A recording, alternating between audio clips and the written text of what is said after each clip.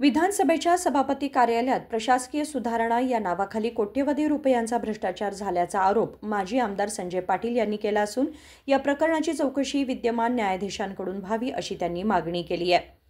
बुधवारी बेळगाव येथे पत्रकार परिषदेत बोलताना त्यांनी सांगितले की विधानसभा अध्यक्ष युटी खादर यांच्या नेतृत्वाखाली प्रशासकीय सुधारणांच्या नावाखाली मोठ्या प्रमाणावर भ्रष्टाचार झाल्याचा संशय निर्माण झाला आहे। ವಿಧಾನಸಭೆ ಸಭಾಪತಿಯಾಗಿ ಕೆಲಸ ಮಾಡ್ತಿರೋ ಯುಟಿ ಖಾದರ್ ಅವರು ಆ ಸಂವಿಧಾನಾತ್ಮಕ ಹುದ್ದೆಗೆ ಬೆಲೆ ಕೊಡೋದು ಬಿಟ್ಟ ಭ್ರಷ್ಟಾಚಾರದಲ್ಲಿ ಮುನಿದು ಹೋಗಿದ್ದಾರೆ। ಯಾಕಂದ್ರೆ ಅವರ ಎಷ್ಟೋ ವಿಧಾನಸಭೆಯಲ್ಲಿ ಏನೇನೋ ಡೆವಲಪ್ಮೆಂಟ್ ಹೆಸರಲ್ಲಿ ಕೆಲಸ ಮಾಡಿದ್ದಾರೆ, ಅಲ್ಲೆಲ್ಲ ಪ್ರತಿಯೊಂದು ಖರೀದಿ ಮಾಡುವಂತ ಒಂದು ಸಂದರ್ಭದಲ್ಲಿ 10 ರೂಪಾಯಿ ವಸ್ತುಗ 40 ರೂಪಾಯಿ 50 ರೂಪಾಯಿ ಈ ತರ ಕೊಟ್ಟ ಅಂದ್ರೆ ಉದಾಹರಣೆ ಕೊಡ್ತಾ ಇದ್ದಾರೆ। ಸಾವಿರಾರು ಕೋಟ್ಯಾಂತರ ರೂಪಾಯಿದು ಇದು ಭ್ರಷ್ಟಾಚಾರ ಇದೆ। 10 ರೂಪಾಯಿ ಅಂದ್ರೆ 10 ರೂಪಾಯಿ ಅಂತ ಉದಾಹರಣೆ ಅಂತ ಆಗಬಾರ್ದು। ಆದ್ರೆ ಈಗ ಇರುವಂತ ವಿಧಾನಸಭಾ ಸಭಾಪತಿ ಅವರ ಭಾರತೀಯ ಜನತಾ ಪಾರ್ಟಿ ಶಾಸಕರಿಗೆ ದಬ್ಬಾಳಿಕೆ ಮಾಡೋದ, ಕಾಂಗ್ರೆಸ್ ಏಜೆಂಟ್ ತರ ಕೆಲಸ ಮಾಡ್ತಾ ಇದ್ದಾರೆ।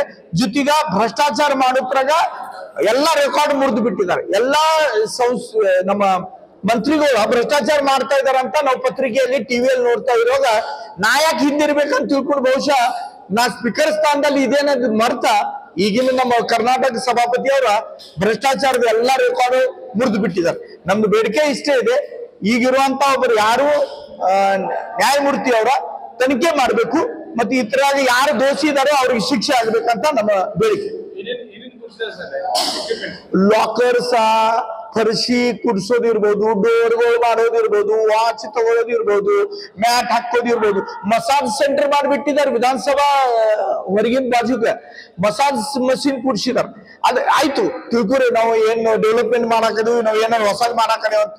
ಆದ್ರ ಅದು ಯಾವ ಕಂಪನಿಗೆ ಆರ್ಡರ್ ಕೊಟ್ಟಿದ್ದಾರೆ, ಅದು ಕಂಪನಿ ಮಂಗಳೂರು ಕಂಪನಿ ಅಂದ್ರೆ ಇವ್ರು ಯಾವ ಜಿಲ್ಲೆದಲ್ಲಿ ಶಾಸಕನಾಗಿ ಆಯ್ಕೆಯಾಗಿ ಬಂದಿದ್ದಾರೆ ಆ ಜಿಲ್ಲಾದ ಕಂಪನಿ ಮತ್ತ 100 ರೂಪಾಯಿ ವಸ್ತು 400 ರೂಪಾಯಿ 3,500 ರೂಪಾಯಿ ರೇಟ್ ಹಚ್ಚಿ ಈ ತರ ಒಂದು ಓಪನ್ ಭ್ರಷ್ಟಾಚಾರದ ಮತ್ತೆ ಇದಕ್ಕ ಆರ್ಥಿಕ ಇಲಾಖೆದ ಇದಿಲ್ಲ, ಒಪ್ಪಿಗೆ ಇಲ್ಲ।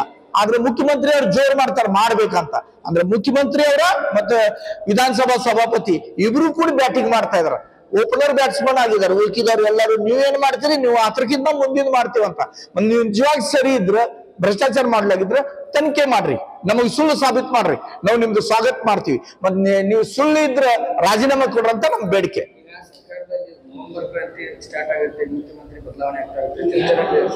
ಅದ ಅವ್ರಿಗೆ ಯಾಕಂದ್ರೆ ಡಿ.ಕೆ. ಶಿವಕುಮಾರ್ ಅವರಿಗೆ ಮುಖ್ಯಮಂತ್ರಿ ಆಗ್ಬೇಕಂತ ಆಸೆ, ಸಿದ್ದರಾಮಯ್ಯ ಅವರು ಏನಾದ್ರೂ ಅವ್ರಿಗೆ ಮಾಡಿಕೊಡುದಿಲ್ಲ ಅಂತ ಅವ್ರದ್ದು ಕಿತ್ತಾಟ, ಅವ್ರ ಕಾಂಗ್ರೆಸ್ ಪಾರ್ಟಿದ ಅದ್ರ ಬಗ್ಗೆ ನಾ ಜಾಸ್ತಿ ಮಾತಾಡ್ಲಿಕ್ಕೆ ಹೋಗೋದಿಲ್ಲ। ಅದು ಏನಾಗ್ತಿದೆ ಆಗ್ಲಿ, ನಮ್ದು ಇಷ್ಟೇ ಕರ್ನಾಟಕ ನಾಡಿನ ಜನರ ಮೇಲೆ ಒಂದು ಅನ್ಯಾಯ ಆಗುವಂತ ಕೆಲಸ ಈ ಸರ್ಕಾರ ಮಾಡ್ತಾ ಇದೆ। 7.5 ವರ್ಷ ಯಾವ್ದು ಡೆವಲಪ್ಮೆಂಟ್ ಡಿ ಅಂತ ಗೊತ್ತೇ ಇಲ್ಲ, ಗ್ಯಾರಂಟಿ ಹೆಸರ ಮೇಲೆ ಮೋಸ, ಜನರಿಗೆ ತೊಂದರೆ। ಈಗ ಎಷ್ಟೋ ಮಂದಿ ರೇಷನ್ ಕಾರ್ಡ್ಗಳು ಕ್ಯಾನ್ಸಲ್ ಮಾಡ್ತಾ ಇದ್ದಾರೆ, ಪ್ರತಿಯೊಂದು PDO ಆರ್ಡರ್ ಮಾಡಿದ್ದಾರೆ 60,000 ಕಾರ್ಡ್ಗಳು ಕ್ಯಾನ್ಸಲ್ ಮಾಡ್ಬೇಕಾದ ಅಂದ್ರೆ 60,000 ಕಡಿಮೆ ಮಾಡಿ ಆಮೇಲೆ ಕೊಡೋದ, ಮತ್ತೆ ನಾವು ನಿಮ್ಗೆ ಗ್ಯಾರಂಟಿ ಕೊಡ್ತಾ ಇದೀವಿ ಅಂತ ಹೇಳೋದ, ಅಂದ್ರೆ ನಮ್ಮ ಜನರಿಗೆ ಗೊತ್ತಾಗ್ಬೇಕು ಇದು ಮೋಸ ಇದೆ, ನಿಮ್ಗೆ ದ್ರೋಹ ಮಾಡ್ತಾ ಇದ್ದಾರೆ, ಇವ್ರದಿಂದ ಸ್ವಲ್ಪ ಅಲರ್ಟ್ ಆಗಿರ್ಬೇಕು ನೀವು ಅಂತ ನಾ ಜನರಿಗೆ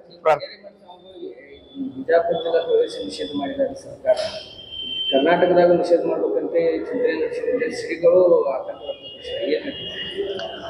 ಅಂದ್ರೆ ಇವ್ರು ಏನ್ ಬೇಕಾದ್ರೆ ಮಾತಾಡ್ರ ನಡೀತದೆ, ಏನು ನಾಲಿಗೆಗ ಇದು ಇರೋದಿಲ್ಲ। ಈ ತರ ಮಾತುಗಳು ನಮ್ಮ ಪ್ರಧಾನ ಮಂತ್ರಿ ಬಗ್ಗೆ ಮಾತಾಡ್ತಾರೆ ರಾಹುಲ್ ಗಾಂಧಿ ಅವರ, ಇಲ್ಲಿರುವಂತ ಪ್ರಿಯಾಂಕ್ ಖರ್ಗೆ ಅವರು RSS ಬಗ್ಗೆ ಮಾತಾಡ್ತಾರೆ, ಮತ್ತ ಒಬ್ರು ಗುರುಗಳ ಅವ್ರ ಅಧ್ಯಯನ ಮಾಡಿನಂತ ಒಬ್ಬ ಒಳ್ಳೆ ಖ್ಯಾತಿ ಇದ್ದಿನಂತ ಒಬ್ರು ಗುರುಗಳ ಏನಾದ್ರು ಮಾತಾಡಿದಾಗ ಅವ್ರು ಸರಿನೂ ತಪ್ಪ ಇದು ಎರಡನೇ ವಿಷಯ, ಆದ್ರೆ ಅವ್ರಿಗೆ ನೇರವಾಗಿ ಅಂದ್ರೆ ಜಾತಿ ಮೇಲೆ ಅನ್ಯಾಯ, ಜಾತಿ ಧರ್ಮದಲ್ಲಿನೂ ಜಗಳ ಹತ್ತಬೇಕಾದ್ರೆ ಇದು ಒಂದು ನೆಪ್ ನಾ ತಿಳ್ಕೊತೀನಿ। ಆ ಗುರುಗಳಿಗೆ ಅವರು ಅನ್ಯಾಯ ಮಾಡ್ತಾ ಇಲ್ಲ, ಹಿಂದೂ ಸಮಾಜಗ ಹಿಂದೂ ಧರ್ಮ ಮಾಡ್ತಾ ಇದ್ರ ನನ್ನ ಭಾವನೆ।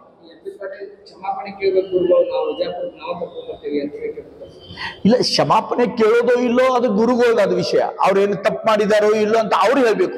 ಅವ್ರು ಮಾಡಿದ ಇದ್ರ ಬಗ್ಗೆ ನಾ ಏನು ಹೇಳಿಕ್ ಸಾಧ್ಯ ಇಲ್ಲ, ಅದು ಗುರುಗಳಿಗೆ ಕ್ಷಮೆ ಕೇಳ್ತಾನಂದ್ರೆ ಇವು ಯಾರ ಅಂತ MB ಪಾಟೀಲ್ ಅವರ ಗುರುಕ್ಕಿಂತ ದೊಡ್ಡ ಅವರ, ಮತ್ತೆ ಈ ಜಗತ್ತಿನಲ್ಲಿ ಯಾರು ತಪ್ಪು ಮಾಡಿಲ್ಲ, ಅವ್ರು ತಪ್ಪು ಮಾಡ್ರೆ ಅವ್ರಿಗೆ ಡೈರೆಕ್ಟ್ ಶಿಕ್ಷಣ, ಇವ್ರಿಗೆ ಅಷ್ಟೇ ಯಾಕ ಈಗ ಇವರು ಪಕ್ಷದಲ್ಲಿ ಎಷ್ಟೋ ಮಂದಿ ಆ ನಾಲಿಗೆಗೆ ಏನು ಇದು ಇಲ್ಲ, ಇತಿಮಿತಿ ಇಲ್ಲ, ಏನು ಮಾತಾಡ್ತಾರ. ಪಾಕಿಸ್ತಾನ್ ಜಿಂದಾಬಾದ್ ಹೇಳೋರ ಜೊತೆಗೆ ತಗೊಂಡು ತಿರುಗ್ತೀರಿ, ಆತಕ್ಕೆ ಶಿಕ್ಷೆ ಇಲ್ಲ.